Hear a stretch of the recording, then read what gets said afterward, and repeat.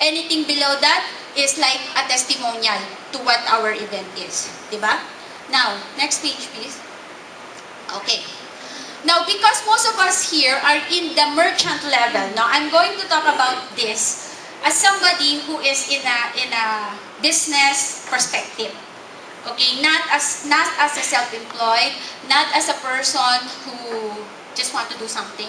What I mean by business perspective is you can even develop this and offer it to a corporate. Okay? So, please open your mind with this idea because this will be a little hard. There will be a lot of numbers, no? And you can butt in if you do not understand me, okay? I will extend my rant here today if I have to, just to get the whole thing across. Okay, for social media, using an advert, no? This is a way to generate like that you don't need to beg, okay? These are people who is seeing your ads and is attracted to that ad, and then when they click it and saw your timeline, they will like it. Okay, I'll show you a little example for that later. But you cannot open a Facebook, you cannot subscribe to an advert if you do not have a credit card or a PayPal account. Okay? So, who among you here have experiences in using an advert? Here. Except for Edison. And yes, you're an expert, my friends. So, no one here have used an advert. Okay, so it's best to look at, no? So, first, if you have an advert, if you want to engage in a strategy online, in Facebook, using advert, the whole intention is to generate like for your fan page. You can advertise other things, no, with the advert. But in this case, we just want to be liked.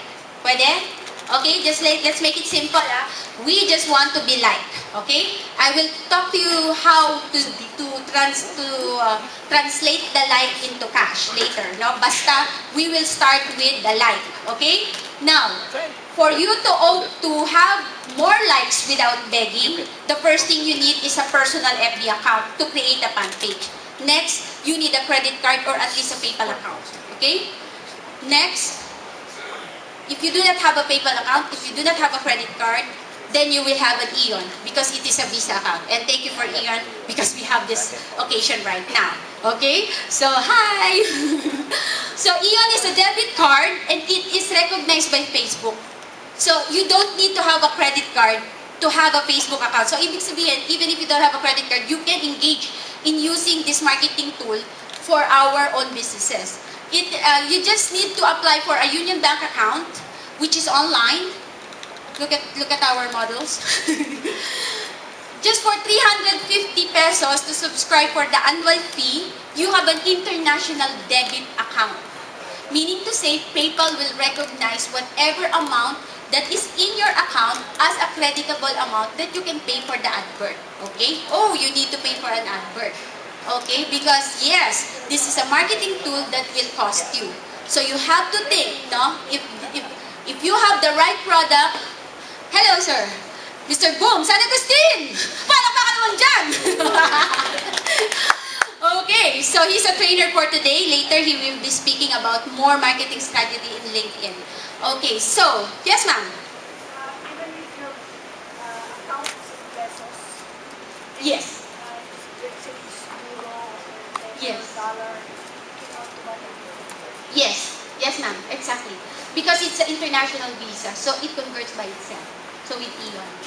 Okay? So, any more question? I will drink kasi. Okay? You can pay in peso, you can pay in dollar with Facebook using an advert. Now, it will cost you, so you have to understand how to use this. Don't just use it and just get indebted in the process, no? Okay? It has to have some return. When you invest on something, you expect an ROI or a return of investment. So you need to be sharp, and then your 8 cents now will come in, no? Okay, so you have to be sharp online. Don't just experiment, click, click, click, click, click, and then it will cost you. Yes, sir? Kung may PayPal account na pwedeng wala ng Eon. You need to have, with PayPal, you need to have a credit card and a bank account to be linked. So you need at least an Eon card. Yes, sir. Tama? or do you have any other credit card, you can incorporate that. Okay? Next. Now, how to create a fan page, no? An advert for your fan page. Okay? Are you getting that? We're creating a fan page and we need to generate likes and we're going to use the advert. Okay? Now,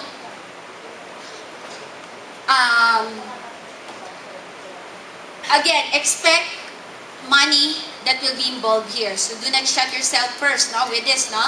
And actually, I found out that if you have used advert before, like last year, the format is different. From if you're gonna open an advert right now, the format is different. Okay, so there's a little difference, no? It has a different format right now. So good thing I checked, no, before coming here. So anyway, the slides that I have here, you will also get it. Okay, so the video and the slide, and then you can review all the things that I'm saying. No? Now, there's two kinds of advert. One is pay per impression and one is pay per click. Okay? So, question. Who has an impression of what is an impression on Facebook? Tama ba yun? Impression. Wala talaga, no? Yes, you have an impression of what it is. Sige nga, please. I think you have heard of this before, no? Because in Google, it was originally from Google, eh. Yes, what is an impression? It's the time that the person viewed the account or the page. Yes. That's what you want to The impression. But they didn't click it. If they click it, it's Yeah. click. Okay. Pwede. Yeah, it makes sense, no? So, yes, the impression is, it is the time your ad is showing, no, at the sponsor page. Okay, we don't need to be very technical about it. The impression is when you're seeing the ad. Okay? So, tama siya. If you click it, then probably there will be an expense. But in Facebook, there's two ways of doing it, no? If you will use the impression, eto mahirap to example, you need to have an investment, no, of the impression. So can we appoint $10 for our initial investment for our marketing campaign? Yeah, just for the sake of conversation or discussion, $10 na ang ating basis. Now, with $10, I will put that as my budget for my marketing campaign today. That is daily. Okay? Now, ang sabi ni Facebook, every 1,000 impression is equivalent to $10 of your bid. So, ibig sabihin, Facebook will show your advertisement 1,000 times. And when it reach 1,000 times, then you will be billed $10. Okay? Irregardless of the click. Meaning to say, even if 1,000 people click your page, you will just pay $10. Okay? Now, that is different from like. Na-click ka pa lang. Ibig sabihin, you drive people to your page pa lang. So, when they click, it means that you have driven the person to your Facebook fan page. Now, there's a question of like. With impression, it does not cost if somebody click and somebody like. So, if you have $10 for 1,000 clicks and you convert that to 1,000 likes, in a way, impression is good for branding. Okay? In a way, wait. No? Now, pay-per-click. What's an idea of pay-per-click? Dito naman sa side na to, except for Wrong of Send Express. Pay-per-click. It was already there for Google even before, no? You click and you pay. Right? Pay-per-click. Now, pay-per-click is example, you have a $10 budget, no? Now, this budget, wait a minute, the budget is also telling the frequency of the, the timing, no? When your ad will come out, no? So, there's such a thing as a bid. Now, the $10 in the pay-per-click is the frequency and the billing. So that is the difference. With the impression, it's only for frequency. With the pay-per-click, it's only about frequency and billing. Nag-gets nyo ako? Ang hirap medyo, no? Later on, we will go forward, no? Now, if you have $10 and you're paying for pay-per-click, and this is $10 is between a bid of 60 cents. This is the average. Ibig sabihin, when somebody clicks it, I will only generate 166 clicks. Hindi pa like yon, Hindi pa like yun. Kanya, okay, differentiate ulit natin ha. With impression, $10, I have 1,000 clicks. I will just pay $10 impression, regardless of the click. With the pay-per-click, I have, my $10 is only equivalent to 166 click. Is that good or is that bad? Wala pang likes yun, ha? Wala pang likes. Now, I'm just giving you an option. I am not trying to suggest to you what to use yet. No, I'm not. No, kasi it will depend on your product or your services. I'm just defining and explaining what are the things. No, and with an example. Okay. Now, this is just a click. No, not to mention the like. Okay. In our case, I'm giving you an example here. This click, no, sometimes generate between 14% like to 78% like. So actually, in your fan page, you are looking for people to like, not the click. Even if you get click and you're not like, then it's useless. You're just wasting money. Agree? Diba? So you want people to like you. So now the content is important.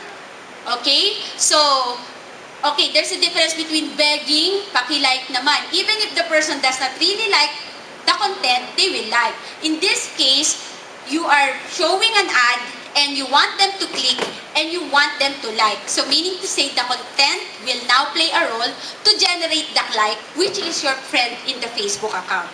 And that will be your market. Okay?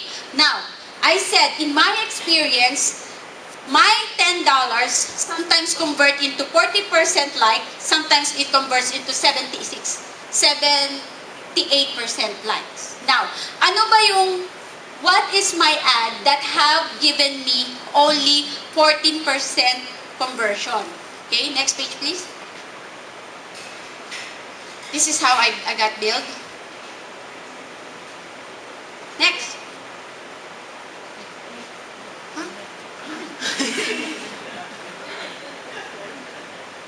Bakit tumalo ka yata? Yan ang sunod? Okay. So, pay-per-click, no? The budget is 10. So, this is just the description of what I've said, no? Wait, go back. I got it. Go back. Now, this is an example of a billing. Before the 14%, I want to show you a billing, no? So, in a way, just for me to understand Facebook, I'm spending like $47 a day just to have the grip of it, no? And then I am asking you to pay me $988, okay? So that's my return of my investment to this, no? Now, in the billing, I have noticed I was billed $8.58 for an advertisement because there are a lot of people who click it. And the person, and the ad is Hayat Rosillo. His beautiful face generated an expense in me for $8, no? That is a click, okay? Her face drive traffic to our Facebook account, okay? Now, next. Now, what is important is people who will like the content. So, even if you bring them to you and the content is gone, so it will not convert into like. And like what I've said, the lowest conversion of click to a like in my experience in the past 2 months is 14%. And what picture has generated me a very low percentage in return of a like? Next page, please. And then, so this advertisement only gave me 14% return of my investment. Okay? So this is how it looks like actually.